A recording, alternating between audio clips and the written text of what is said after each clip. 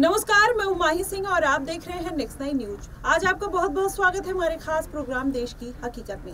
आज बात करने वाले हैं कैसरगंज की उस हॉट सीट के बारे में जिसको लेकर लगातार घमासान मचा हुआ है। आपको बता दें, बृजभूषण सिंह जिस तरीके से एक्टिव नजर आ रहे हैं, लेकिन लगातार वो तरह तरह की बयानबाजी भी कर रहे हैं। एक तरफ कह रहे हैं कि मैं अब खुला सांड हो गया हूँ और मुझे किसी की भी जरूरत नहीं है, ना ही मुझे किसी का डर है।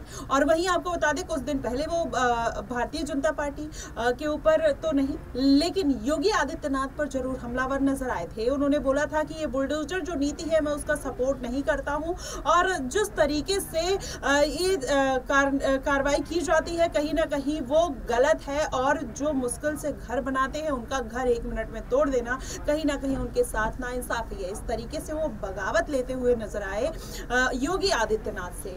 लेकिन वहीं आपको बता दें, वो जिस तरीके से लगातार जाकर जनसभाओं में, रैलियों में बयानबाजी कर रहे हैं, वो ये बात कहते हुए नजर आ रहे हैं कि मैं एक खुला सांड हो गया हूं, मुझे किसी का डर नहीं है। पहले आप उनकी ये वीडियो देखिए कि किस तरीके से वो क्या कुछ कहते हुए नजर आ रहे हैं। ना बूढ़ा हुआ हो, ना रिटायर हुआ हो, ना बूढ़ा हुआ हो, ना रिटायर हुआ हो। पहले जितना आपके बीच में रहता था, उससे दूना आपके बीच में रहूंगा, आपके सुख में शादी होगा और दूनी ताकत के साथ काम करूंगा, दूनी ताकत के साथ काम करूंगा। मैंने एक नारा दिया था, स्वस्थ गोंडा, साक्षर देवी पाटन मंडल, हरा भरा देवी पाटन मंडल।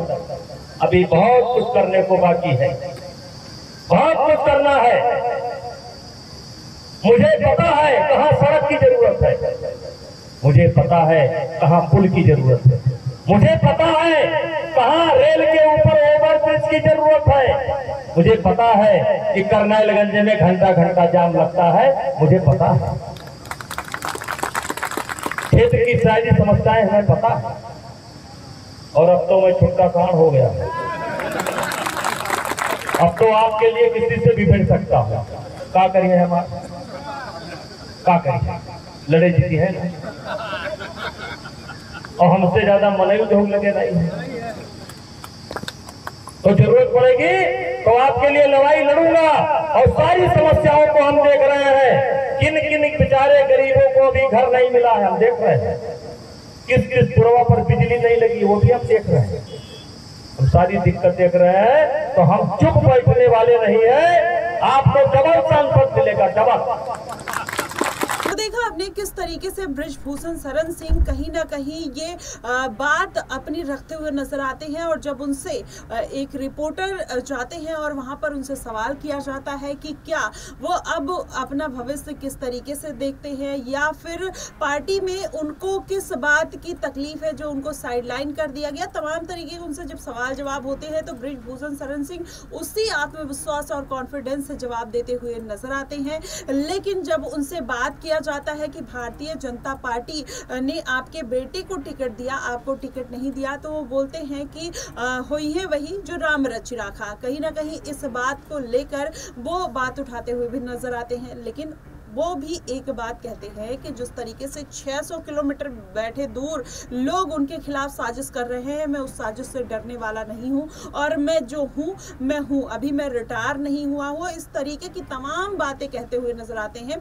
आप इनकी वीडियो देखिए जरा, किस तरीके से बोलते हैं कि 600 किलोमीटर दूर बैठे लोग उनके खिलाफ साजिश रच रहे हैं। पूरी देश की प्रदेश की निगाहें कैसरगंज लोकसभा पर है।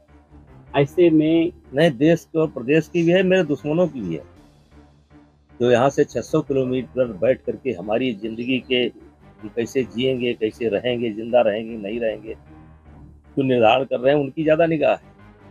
और इसलिए यहाँ की जनता तय कर चुकी है, पिछले से ज़्यादा वोट से जिताएगी। 2,87,000 से पिछली बार चुनाव जीते थे, इस बार उससे बड़ी जीत करेंगे। तो वो लोग जो लोग आपके दुश्मन है या उनके गाल पर थप्पड़ होगा, ये गाल पर थप्पड़ होगा कि वो तो चाहते हैं हमारी राजनीति खत्म हो जाए। और क्या सच्चाई है क्या नहीं सच्चाई है तो सामने आएगा। अब तो कोर्ट में खुल करके बोलने का हमको मौका मिलेगा, अभी तक तो हम बोल नहीं पाते थे। एक दायरे के अंदर हमें अपनी बात रखनी थी, अब हम रखेंगे। इनकी धज्जी उड़ाएंगे, ये सब झूठे हैं। तो इनको बेनकाब करने के लिए बेनकाब करेंगे, इनको बेनकाब नहीं करेंगे, मानहानि का दावा करेंगे इनके ऊपर, गोंडा कचहरी बुलाएंगे इनको। कि इनके पीछे के भी कोई लोग हैं? ये कांग्रेस पार्टी है, ये सारे विरोधी दल हैं। हमारे उत्तर प्रदेश को छोड़ करके बाकी देश के सारे विरोधी दल हैं। आम आदमी पार्टी है, टुकड़े टुकड़े गैंग है, सब हैं, सब आएंगे। आज तो हम झेल रहे हैं, लेकिन दावा करते हैं ये झेलेंगे। तो देखा आपने किस तरीके से बृजभूषण सिंह लगातार पार्टियों के ऊपर हमलावर हैं। वहीं पर उनका जो इशारा है वो कहीं ना कहीं महिला पहलवानों और कांग्रेस पार्टी की तरफ था। और इसके पहले भी आपको बता दें, वो कल खुलासा करते हैं कि कांग्रेस पार्टी की तरफ से उनको ऑफर आ चुका है और वो अपनी पार्टी में उनको शामिल करने के लिए बेकरार है। लेकिन इन्होंने साफ तौर पर इनकार कर दिया और इन्होंने बोला कि मैं 6 बार सांसद रह चुका हूँ और मेरी पत्नी 1 बार और मेरा बेटा विधायक है और करण भूषण मेरे छोटे बेटे को फिर से बीजेपी ने टिकट दिया है, मेरे ऊपर भरोसा जताया है और मैं इतनी आसानी से भारतीय जनता पार्टी का हाथ नहीं छोड़ने वाला। तो ऐसे में उन्होंने जो कांग्रेस की पार्टी की तरफ से उनके खिलाफ अब बयानबाजी आ रही है, तो उस पर उन्होंने इस बात का खुलासा किया कि एक समय था जब वो मुझे ऑफर कर रहे थे, आज समय है कि वो मेरे ऊपर बयानबाजी करते हुए नजर आए। वहीं आपको बता दें, बृजभूषण शरण सिंह का मुद्दा इतना तोड़ पकड़ता हुआ नजर आ रहा है कि लगातार उनके ऊपर अलग अलग स्टेट में भी अब बातें होने लगी हैं।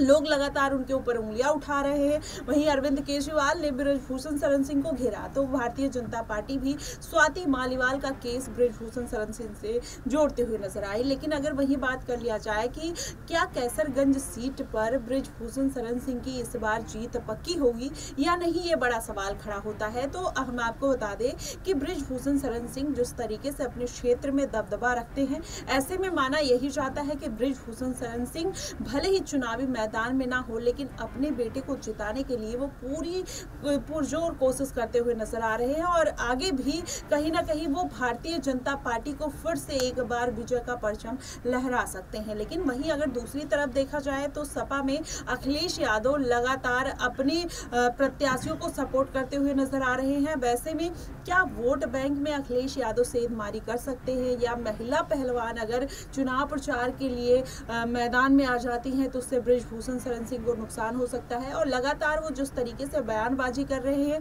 क्या जनता में उनके इस बयान को लेकर कॉन्ट्रडिक्शन देखने को मिल रहा है, ये तमाम तरीके की बातें निकलकर सामने आ रही हैं। आपको बता दें 4 चरण के मतदान हो चुके हैं, 5वें चरण में कैसरगंज सीट पर मतदान होने वाले हैं।